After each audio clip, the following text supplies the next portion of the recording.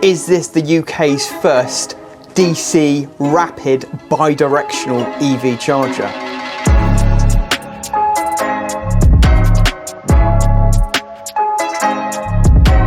In this video, we're going to show you this rapid charger that we've just installed for our customer as part of the Sigenergy ecosystem. It's a first for us, and as far as I know, it's the first bi-directional ready EV charger from Sigenergy that's gone in the UK.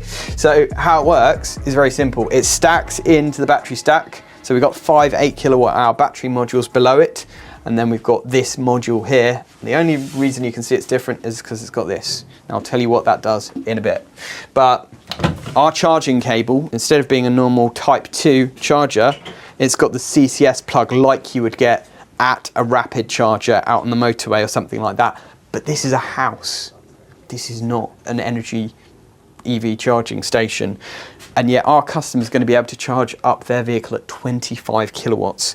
But not only that, in the future, they're going to be able to run their house off of their EV. So it comes with this plug and the holstered cable, and it's a 7.5 meter tethered cable. So you've got to be a bit careful where you install the stack to make sure that you've got enough length to reach the EV, but this could go outside, for example, if you wanted it to. So the question is, does it really charge at 25 kilowatts, and how does the whole bi-directional thing work? Let's give it a go. Here's a Tesla we managed to steal from somebody. Was it? Voila! So we'll plug her in, and then in the Sigenergy app, we simply activate charging. In devices, we click on our DC EV charger, and then we click start. Here we go. So it's establishing a communication link.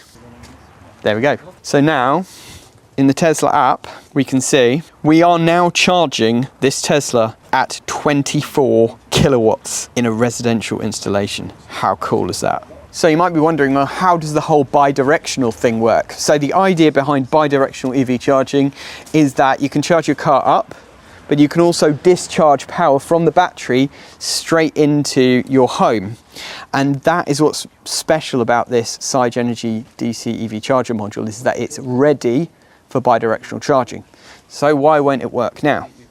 Well, that's because the vehicle manufacturers don't currently allow you to export power from your vehicle battery, but a lot of manufacturers are getting ready for the moment where the vehicle brands will let it happen. And it's only a matter of time, because this is the future of energy management, to be able to use your big car battery, like this has got 75 kilowatt hour battery in it, use that to power your house. It's a no-brainer. And it will give more possibility and stability to the grid. So at the moment, that functionality does not work, but as soon as Tesla or another EV manufacturer opens it up, that will be possible, and our customer is ready for it so that they can start powering their house from their car as soon as the technology enables from the car side. Now, there's some other cool things about this DC EV charger, which I'll tell you inside. So you've got this little thing here, and I said I'd tell you what that is. That is for like RFID tags. So if you want to make it secure so that only certain people can use it, you can tap your RFID tag on there, and it will allow you to charge the vehicle, and that will mean that only people who are authorized can charge the vehicle.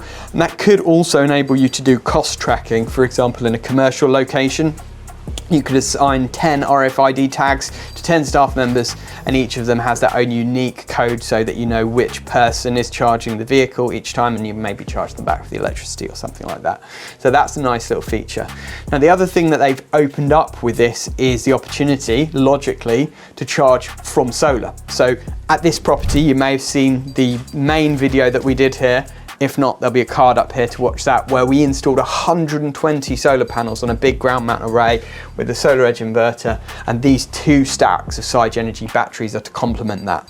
Now, the idea is the Sigen system knows how much solar is being generated, and when the customer has excess, he could set it so that the car's plugged in and it will just charge off excess solar as well, to make the most of that excess renewable energy. Now, you might be thinking, Jordan, I don't get it. What is all the fuss about with this whole V2X, vehicle to home thing? Like, what are the benefits for me as a homeowner? The idea behind vehicle to home is that you've got this huge battery in your electric vehicle, which is only being used when you're driving the car. And that battery could be used to help support the grid or support your home during certain times. So take the example of our customer in this particular case. Imagine that he has a Tesla Model 3 parked on the driveway most of the day, which has a 70 kilowatt hour battery in it. Now imagine that he has a power cut. His home batteries, which are pretty substantial, but imagine if they were less,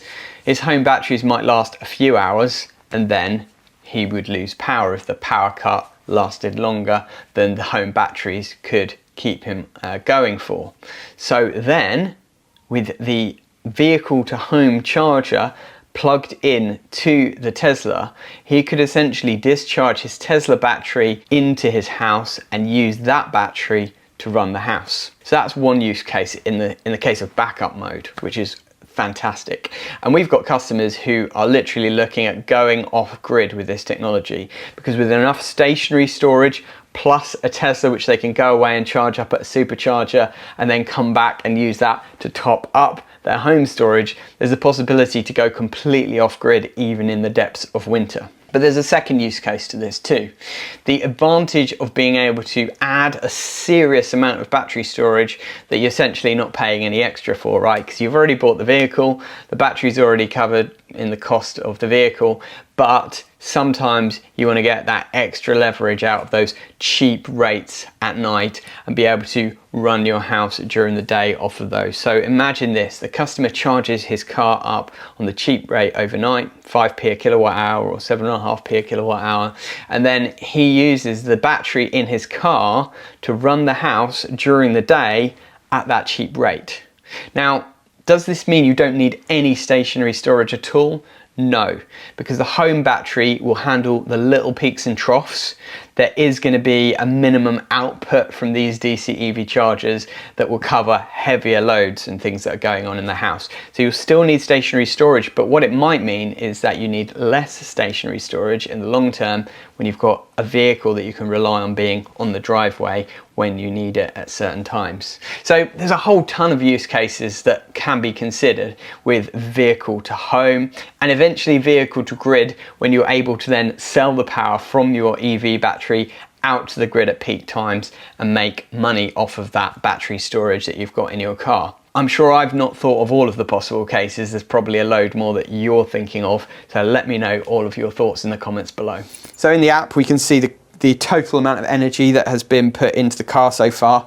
Another really nice feature that I like, which you don't get with normal AC EV chargers, is we can see the battery level. So we can see that the car battery is currently at 43%. So it's actually communicating both ways with the vehicle battery, which is really interesting.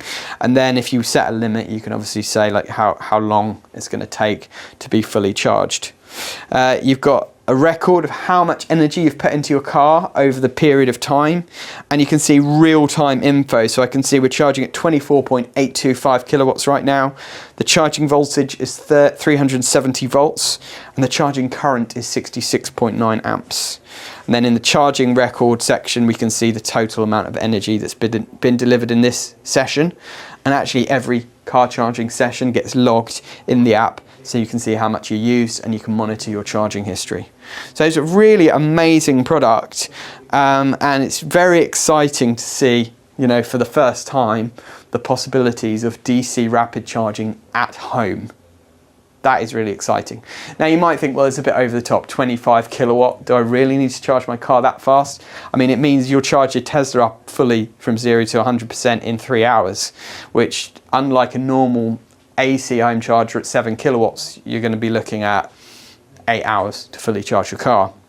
So most people probably don't need that kind of speed, but if you are turning things around quite quickly, or if you've got a business where you need to charge things up, this could be a good option. Now obviously it's a lot more expensive because you've got to have the stack of batteries and the inverter at the top to, you know, allow for this whole system to work. But if you're going to get solar and battery storage anyway, why not get this system and then allow yourself to also have the benefits of a DC EV charger as part of the package.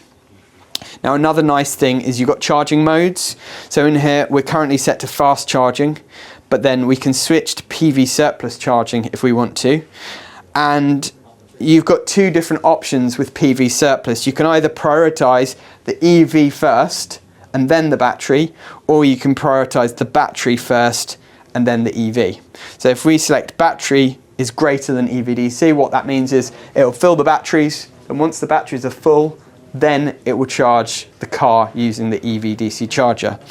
Or if you prefer to prioritize the car, you can select EVDC is greater than battery, and it will first charge the car and then it will charge the home batteries. So that's a really nice new feature that's been rolled out recently. Now, after we filmed this video, some important updates came out which I want to share with you. Number one is that Sigenergy have already started vehicle to home trials. They started them recently in Germany and they've gone well, and they're rolling them out in the UK as we speak.